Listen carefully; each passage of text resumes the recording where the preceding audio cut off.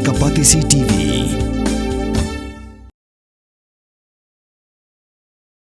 Ka Congress Party kala yo pdiang yaki application na kumbahnya pongut ki kertong Kiba pan tiket na kabenta Ïakhun ya ke election jong ka Garo Hills Autonomous District Council kaban salong shen mentau snem.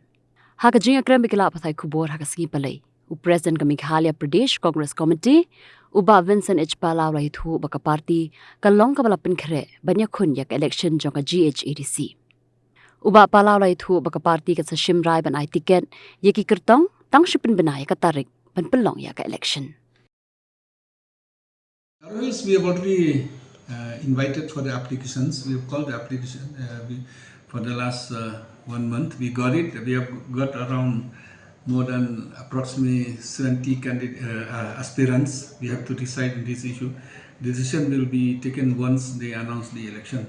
So normally once they announce election and we announce our candidates. So we have done all the preparations also.